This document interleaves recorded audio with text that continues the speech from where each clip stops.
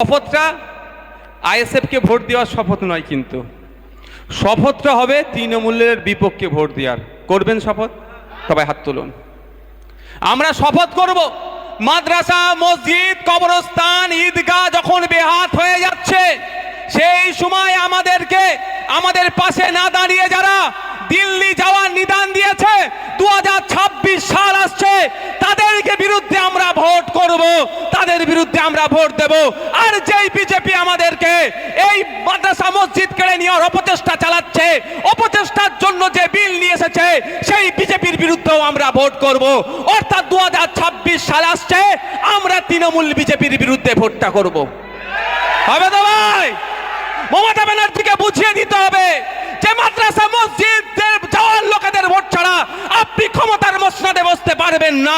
আর সেই মাদ্রাসা মসজিদকে যারা কেড়ে নিতে চাইছে, তাদের বিরুদ্ধে আন্দোলন তো দূরের কথা, পশ্চিমবাংলায় যারা আন্দোলন করছে তাদেরকে আপনি মামলা দিচ্ছেন।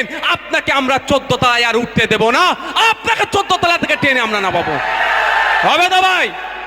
যেভাবে মোদি নতুন আইন নিয়ে এসে ওয়াকফকে দখল করার চেষ্টা করছে, ঠিক আমি আপনাদের বলে যাচ্ছি, দিদি নতুন ওবিসি রিজার্ভেশন নিয়ে এসে মুসলমানদেরকে চাকরি থেকে দূরে সরানোর ব্যবস্থা করছে।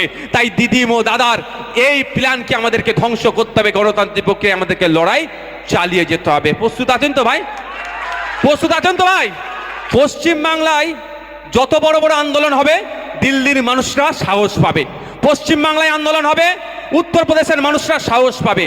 পশ্চিমবাংলায় আন্দোলন হবে, উড়িষ্যার মানুষরা সাহস পাবে। পশ্চিমবাংলায় আন্দোলন হবে, আসামের মানুষরা সাহস পাবে। পশ্চিমবাংলায় আন্দোলন হবে, মহারাষ্ট্রের মানুষ সাহস পাবে।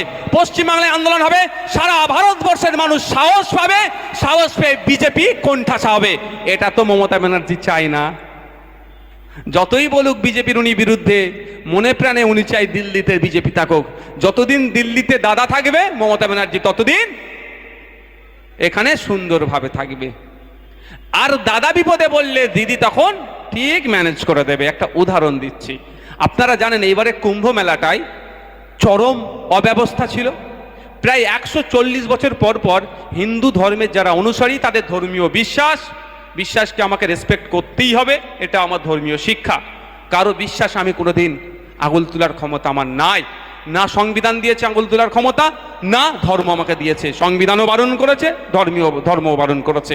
140 বছর পর পর তারা মনে করে এটা মহাকুম্ভ, ওখানে গিয়ে স্নান করলে তার পাপ মুক্ত হতে পারে, তাদের বিশ্বাস। যখন প্রতি 144 বছর পর পর হচ্ছে, সারা ভারতবর্ষ থেকে মানুষ ছুটে যাচ্ছে, অব্যবস্থার ফলে কি হলো, প্রচুর মানুষ মারা গেল, ক্ষতিগ্রস্ত হলো। যদিও সঠিক লিস্ট ওরা দেয়নি। হিন্দুদের রক্ষাকর্তা সরকার ফেল হয়েছে। সারা ভারতবর্ষ যখন এটা নিয়ে ক্ষিপ্ত, ইভেন পার্লামেন্টে যখন কুম্ভ মেলার উপরে আলোচনা করা হোক, কারণ কুম্ভ মেলার জন্য ভারত সরকার প্রায় 1700 কোটি টাকা মতো দিয়েছে, আর উত্তরপ্রদেশ সরকার প্রায় 4500 কোটি টাকা মতো দিয়েছিল, প্রায় 6000 কোটি টাকার উপরে। তাহলে এত টাকা খরচ করার পরেও ভালো করে কেন হয়নি? কেন এত মানুষ মরল? এ নিয়ে বিধানসভা লোকসভার মধ্যে চর্চা হোক।